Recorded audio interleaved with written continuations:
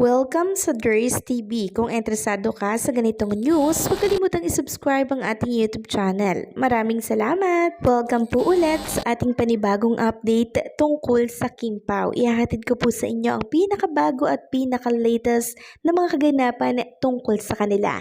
Kaya naman kung hindi ka pa subscriber ng ating channel, pindutin nyo na ang notification bell para lagi kayong updated sa mga balitang trending at napapanahon. So, ayan, welcome back again sa ating YouTube channel mga ka-Kim Pao, and for today's video ang pag-uusapan natin ay tungkol sa mga importanteng kaganapan kina Kim and Paula Abilino. Pero bago po ang lahat, happy birthday kay Bestie Darren. And meron nga po siyang naging performance dito sa It's Showtime. Bago po ang It's Showtime, sabi po nila dito sa kanilang account, may question ba kayo for Darren or tungkol sa birthday boy? I-tweet na #so wanna us Showtime day. D for Darren Day. So happy birthday kay Darren Espanto, and I'm sure may bongga na namang regalo si Chinita Princess dito sa kanyang bestie. Next topic naman, pag-usapan natin mga ka-Kim Pao, itong nakita ko po na picture ni Kim and Paula Abilino na shinare ng isang Kim Pao fan dito po sa X. So eto po yung picture ni Kim and Paula Abilino na nakatalikod. Kuha po ito sa mga mall show na pinupuntahan po nila para po sa pag-promote ng My Love Will Make You Disappear nitong mga nakaraang buwan po mga Kim Pao.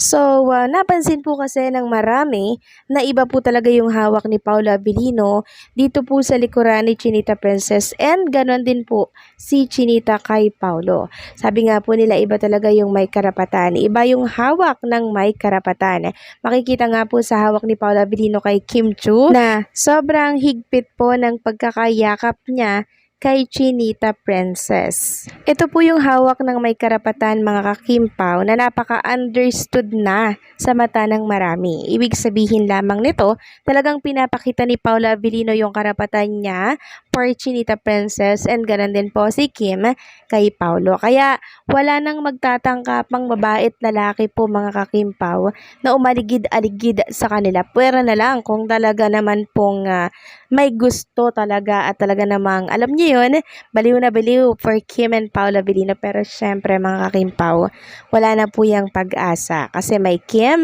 and Paulo Abilino na mapapahiya lang sila mga ka-Kim Pao kasi at last, di ba, natagpuan na po ni Chinita Princess yung lalaking magpapasiya sa kanya, yung sasamahan siya sa lahat ng gusto niya, and syempre, sasamahan siya habang buhay. So, i-claim na po natin yan, mga ka-Kim Pao. Next topic naman, pag-usapan natin, mga ka-Kim Pao, itong nabasa ko po sa isang article. Shinare ito ng isang account na nagngangalang Hajimiti Dezu. Sabi niya, sobrang excitement naman na magkakasama sila sa isang show. Tsak, nakakakiligan ng sobra. Ibig bang sabihin nito si Paulo po ay makakasama ni Chinita Princess sa It's Showtime for real? Sabi kasi dito sa isang write-ups na shinare niya, pasabog. Paulo Abilino papasok na sa Showtime. Kim Chu di mapigil ang kilig at excitement. Posted May 22, 2025. So bago lang mga ka-Kim Pao. Bago lang po ito. Then sabi dito nakakaloka. Paulo Abilino inaasahang lalabas sa Showtime. Excited si Kim Chu. Ang kilig at excitement ng mga fans ni Paula Abilino at Kim Chu ay hindi na matitinag. Isang malaking balita ang sumabog kamakailan na si Paula Abilino, ang kilalang aktor, na naging tanyag sa kanyang mahusay na pagganap sa mga teleserye at pelikula, ay inaasahang lalabas sa kilalang noontime show na It's Showtime. Ito na kaya ang simula ng isang bagong kabanata sa buhay at karera ni Paulo, at ang tanong ng lahat, paano kaya ito tatanggapin ng mga tagahanga daw ng It's Showtime at ng mga loyal na taga-subaybay ni Kim Chu. So kung totoo man nga po ang write-ups na to mga ka-Kim Pao, posted by May 22, 2025, siguradong mas marami po ang magiging masaya na mga madlang people dahil syempre mas madadagdagan po yung excitement nila, yung kilig nila, 'di ba, sa isang noontime show kasi may bago po silang abangan every noontime. yung love team na talaga namang sikat at maraming sumusuporta. Baka maglipatan na po ang ibang mga viewers, no, ng kabila po or katapatan nilang programa pag yun po ay nangyari. And I'm sure mga kakimpaw, gustong-gusto ng mga Kimpaw fans na makita po nila araw-araw si Kim and Paolo Avellino sa It's Showtime. Kasi syempre wala pa pong teleserye si Kim and Paolo Avellino, hindi pa po sila nagsisimula, no, na mag-shoot ng kanilang pelikula.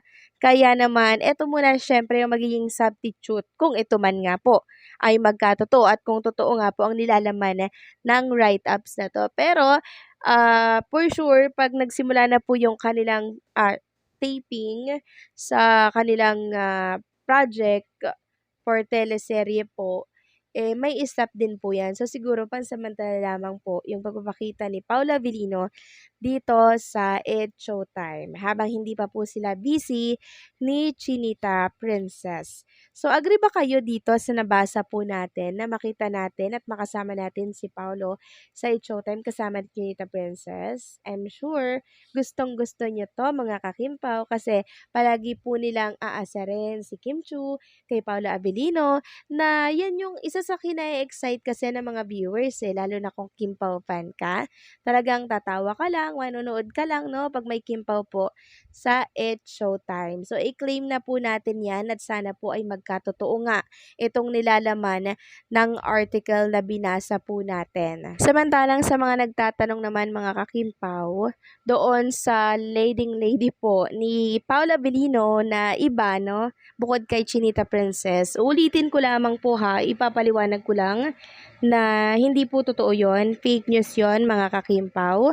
Yung balitang yon ay hango po doon sa isang fan na talaga naman pong naglalambitin kay Paolo Avellino para lamang po makakiss dito na siyang ayaw na ayaw po ni Paolo Avellino. Nitong nakaraan lamang nga po, mayroong pinagsabihan si Paolo Avellino na isang fan na kumukuha po ng mga picture nila.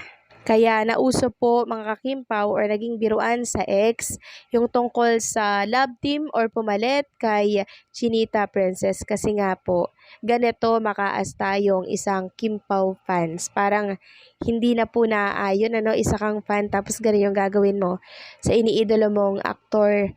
'Di ba? Parang nakakadismaya lang at ano kaya ang feeling ni Paula Avellino na ganito ang pinapakita po ng mga fans na malalapit sa kanya. Syempre hindi po yan magugustuhan kasi hindi naman tayo ganun ka-close kay Paula Avellino, 'di ba?